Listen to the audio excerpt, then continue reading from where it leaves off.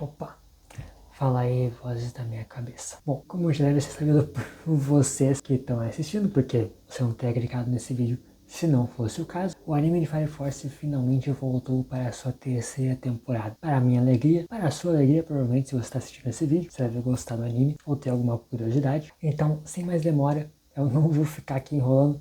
Logo depois da vinheta, eu vou começar a discorrer um pouco sobre o episódio 1 da terceira temporada, já que eu já falei sobre os trailers e tudo mais, então é claro que eu não poderia deixar de trazer o anime aqui. Opa, opa, opa! Para tudo aí! Antes de continuar o vídeo, não esqueça de deixar o like, se inscreve aí, dá aquela força pro canal, afinal de contas, se você mesmo não demonstrar interesse, o YouTube não vai te recomendar de novo, e agora sim, bora continuar pro vídeo. E antes de partir para o episódio em si, eu gostaria de pontuar um pouquinho sobre a opening e a ending. Porque quando eu vi o trailer, né, eu reagi ali, li uns meus comentários, eu achei a música de abertura ok, legalzinha, tinha um climinha legal que podia ser compensado pela parte visual da abertura. E a resposta para isso é sim e não. Calma, vou tentar me explicar. Honestamente, eu acabei criando uma expectativa, certo? De que a abertura talvez visualmente pudesse pegar alguma coisa como tinta, uma parada mais estilizada, apostar bem mais em uma estética. Como acabou sendo a ending acabou apelando para essa coisa de tinta, ficou bem bonito, né? Eu gostei bastante do encerramento. Ou que a abertura acabasse sendo uma parada mais conceitual, como foi a Ned Luck, que a primeira abertura tem essa pegada bem conceitual, não tem necessariamente uma cena de luta e tudo mais, tem várias cenas que tem muito movimento, mas não tem luta propriamente dita, e também tem a Queen Bee envolvida na música. Então eu acabei criando essa expectativa, mas o que a gente recebeu, na verdade, é um opening que começa triste, começa com chuva e tudo mais, um clima bem melancólico, vai passando por vários pequenos momentinhos para inserir núcleos da trama que vão ser importantes, até aí nada demais. E quando chega no refrão, tem várias cenas de luta com algumas partezinhas em que acredito que tá de noite, e aí fica numa estética neon clean, para então terminar a abertura de uma maneira mais calminha. Ou seja, foi absolutamente nada do que eu esperava, e eu entendo que muita gente vai gostar. Eu compreendo isso, eu entendo o apelo, porque eu não consigo ver isso como algo mal feito. Eu acho que tá bem feito, mas eu vou ser sincero, eu não curti, eu não consigo gostar. Eu entendo que eu criei expectativas e isso colabora para minha decepção. Como eu falei, a abertura em si não está mal feita. Então, essa questão de eu ter criado uma expectativa que não foi atendida colabora para isso. Afinal, eu não curti a estética neon clean ali no meio da abertura. Eu entendo também que isso pode ter uma simbologia. Talvez eles quiseram representar ali a questão estética dos bombeiros, porque os bombeiros eles têm uma luz azul neon clean para identificar eles no escuro. Então pode ter sido esse o objetivo. Ainda assim, eu não curti muito. Porém, tem um outro fator também que meio que colabora para eu me afastar um pouco dessa abertura. Porque eu lembro que quando eu pincelei sobre a música lá no trailer, no segundo trailer que eu acabei comentando, eu acabei citando que o clima dela era meio místico. E olhando isso em retrospectiva, eu acho que eu me expressei mal. Eu acho que a palavra certa não é místico, e sim introspectivo. Então a mesma sensação que eu tive no trailer, eu tive de volta nessa abertura. Por quê? Eu não acho que essa música carrega uma cena de luta. O que foi acontecendo no trailer? Eu lembro que tinha várias ceninhas de luta na parte que começava a música, assim como tem aqui na abertura. São várias cenas de luta que vão passando na parte do refrão. E você que tá escutando isso e tá achando uma grande balela, não me leva mal não, tá? Não é como se eu já não tivesse ouvido outros trabalhos da Queen Bee, não é como se eu não gostasse de músicas mais melancólicas. É só essa que não caiu no meu gosto mesmo e eu não vou fingir que gostei. Talvez por conta de não estar necessariamente ruim, não tá um trabalho péssimo, tá realmente um trabalho legal, eu me acostume e ganhe um apreço conforme os episódios vão passando.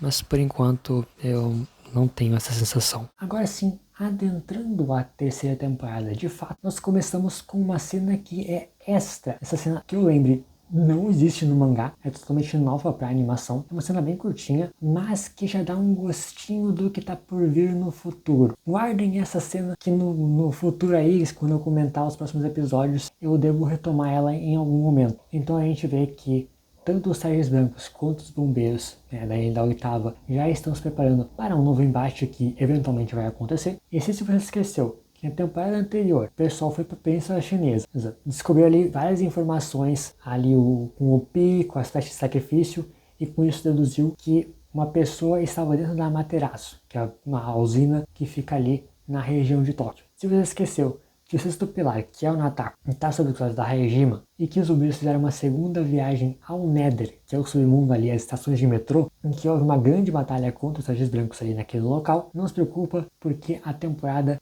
já começa com um relatório do Obi, justamente falando sobre esses detalhes. Então isso vai sendo reintroduzido para quem de repente acabou esquecendo de algum detalhe, não leu o mangá, não foi atrás, só ficou no anime, ou até mesmo para quem leu o mangá há bastante tempo e já não está lembrando direito das coisas. E tudo isso vai se intercalando com o treinamento da oitava. Então as duas coisas vão acontecendo ao mesmo tempo, até que tudo descamba. Porque o Obi, logo depois dele fazer esse relatório, ele é levado por militares junto com os Trajes Brancos. Só que os Trajes Brancos não estão presos, eles estão livres, leves e soltos. Ou seja, só o Obi está sob custódia. E ele vai com eles, já pedindo para o chefe dele, o superior dele, ligar para o Hinawa. O Hinawa fica sabendo do que aconteceu ali. Isso corta para a oitava, que já está terminando ali o seu treinamento. Já começa aquela interação amistosa. E é aqui que é recapitulado o treinamento em Asakusa, que o Shinra, a Tamaki e o Arthur foram fazer lá. Inclusive, é dito que o Shinra, para acessar o novo poder dele,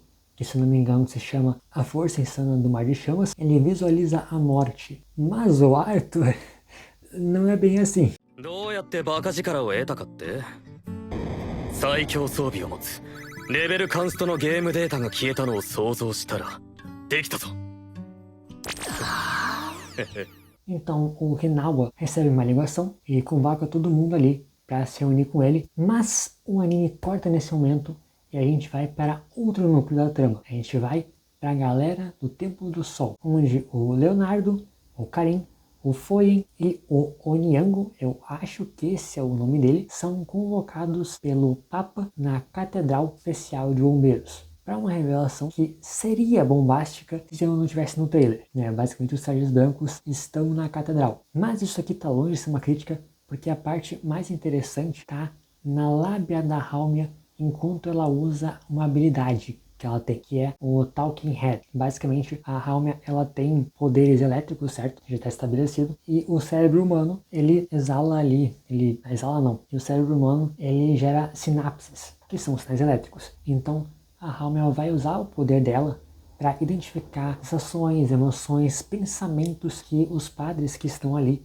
vão tendo durante a conversa. Porque sim, ela tá lá só para argumentar, ela e a galera dos Trajes Brancos estão lá só para conversar, e essa habilidade ajuda ela na hora de estruturar um argumento, basicamente. E um bom exemplo dessa habilidade, pelo menos nessa cena, eu acredito, seja o fato de que na hora que o Karin começa a falar com ela com mais raiva, e ela identifica isso, ela logo saca que é sobre o Rekka. Ele tá lembrando da morte do Rekka, e ela já identifica isso. Ou seja, ela vai usando esse poder e vai estruturando o argumento dela com base nisso. Tanto que em poucos segundinhos ali, ela já consegue atiçar a curiosidade do Leonardo, que foi o primeiro de todos ali a ficar de prontidão para enfrentar eles, de seu sarrafo. E aí ele, depois de ouvir ela falar, ele ficou ali calminho, já ficou curioso para saber o que ela tinha a dizer. Inclusive, um detalhezinho ali, que é extra, é que o Leonardo, na animação, ele já fica em chamas, ele já fica ativando, com o poder dele ativado. No mangá isso não acontece, mas é um detalhezinho ali, extra, que eu acho bem legal. Justamente para mostrar essa progressão do Leonardo ser convencido, que a gente vai ver daqui a pouquinho como é que vai acontecer. O Karin, então, ele tem um outro momento ali na discussão, em que ele contesta o que a Halmia tá falando, porque, se não me engano, ela chega a falar que o objetivo deles e dos Trajes Brancos é o mesmo, mas o Rekka diz que o objetivo deles é recriar o grande cataclisma. Só que a Halmia responde, e se não estiver errado, tá na legenda do episódio, ela meio que responde desconversando, dizendo que aquele não era mais o mecanismo para chegar no verdadeiro objetivo deles, dos Saiyajins brancos. Que no caso, o Éter se uma Terra no segundo sol está estabelecido desde a primeira temporada com o Reika falando. O Reika verbalizou isso. E a minha reação para esse tipo de coisa é apenas, meu, você fala e eu finjo que acredito que eu tô falando a verdade. Porém, eu tenho que ser um pouquinho justo aqui, ou tentar, porque talvez esta fala tenha sido ali mal traduzida ou alterada no anime. Eu não sei qual das duas que é, porque eu não tenho plena compreensão de japonês. Mas no mangá, a fala dela tá um pouco diferente. Eu tô aqui com o volume 20 físico do mangá. Deixa eu ver se eu encontro a página certinha aqui pra ler e mostrar. Porque no anime, como eu disse, ela diz que o grande cataclismo não é mais o mecanismo do grande objetivo deles. É isso que ela diz, é uma coisa assim. No mangá, ela diz, aqui pela tradução da Panini, ela diz que o grande desastre, que é o grande cataclismo, é a mesma coisa, é meramente parte do processo para que alcancemos um resultado ainda maior. Ou seja, ela não nega que querem realizar um grande cataclismo, um grande desastre. Não é isso. Ela só diz que é justamente um mecanismo. É um meio para se chegar até onde eles realmente querem. Que muda nessa legenda do anime. Novamente, eles podem ter mudado a fala dela no anime? Talvez. Acho difícil. Mais provável que a legenda não esteja correta. Ou que a legenda a tradução da Panini não esteja. Mas enfim. É nesse momento aí que a Harumiya começa com uns papos de não, porque a gente tá com o mesmo objetivo, nós acreditamos na mesma coisa. Você viu, Leonardo, você viu naquele dia que você perdeu o seu olho, se não me engano, é o olho direito, não sei o olho esquerdo. Acho que é o olho direito, acho que é o olho direito, se não me engano. Eu vou fazendo um erro besta aqui. E você viu a verdade sobre esse mundo. Então você sabe do que eu tô falando, você sabe o que eu tô falando na verdade. Confia nos parça aqui, a gente é um amigo. E o Leonardo acaba se convertendo, ele acaba realmente acreditando que a Evangelista é uma figura divina, que a Evangelista é Deus. E por isso ele, como padre, deve obedecer a ela.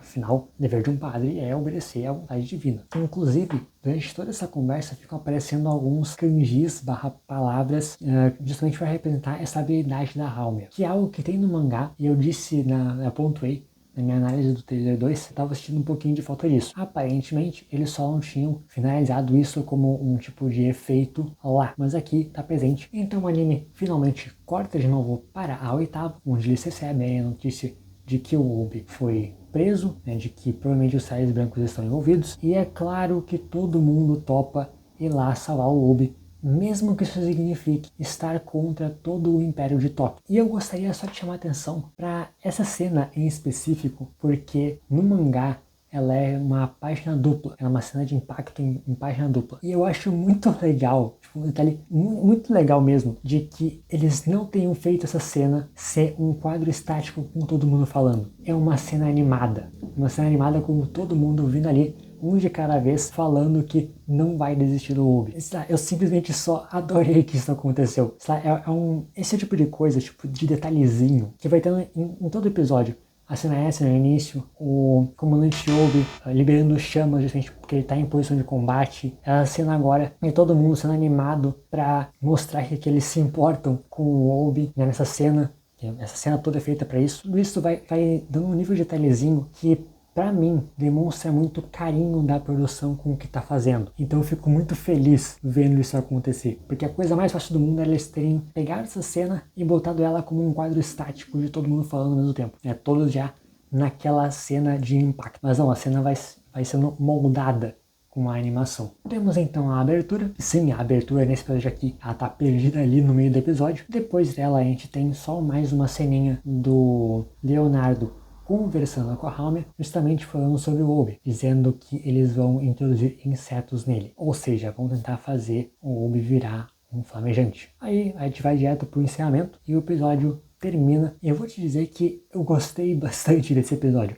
Eu acho que o saldo é muito positivo. A produção não decaiu em relação à temporada anterior, a segunda temporada, continua ótima. O anime já começou com os 2 pés na porta. O próximo episódio já deve ir direto para eles indo fazer a missão de resgate, encontrar um caminho para fazer isso. Talvez a ação fique mais pro 3º episódio ou no meio do segundo, da 3ª temporada. Mas o negócio é que já engatou. Não precisou de um episódio a mais para respirar. Já engatou. Não vai... Daqui é só pra frente. Aqui é a só ladeira. Mas antes de terminar esse vídeo, eu gostaria de só pontuar 2 cenas que foram cortadas por enquanto do anime, mas eu imagino que elas vão ser realocadas no futuro, certo? Para episódios posteriores. Uma delas é uma cena justamente do Karin e do Flame conversando, e ela inicia com um flashback do Karin ali se lembrando do Reika. Isso acontece antes deles irem para a catedral, certo? Isso acontece exatamente antes deles irem para a catedral. E aqui foi cortado. É uma cena do Karin e do Flame e do Reika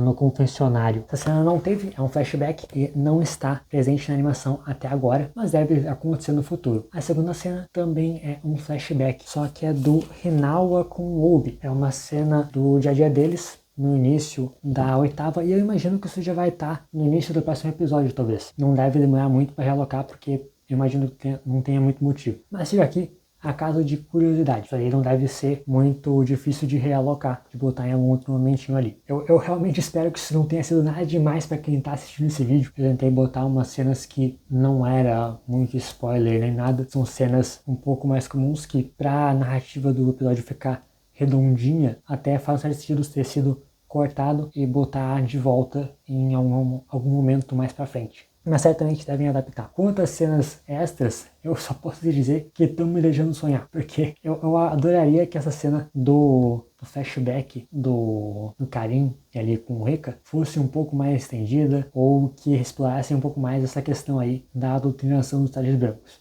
Eu adoraria que tivesse cena extra quanto a isso. Acho ainda que não vai ter, mas estão me deixando sonhar. Mas é isso, eu agradeço demais por você ter visto esse vídeo até o final. Se você gostou, deixa seu like, por favor. Você viu até o final alguma coisa interessante que você viu aí, que você curtiu. Comente o que você está achando do anime, se você gostou da estreia, o que você está mais ansioso para ver. E eu vejo você que está me assistindo aí em qualquer vídeo acabar postando por aqui.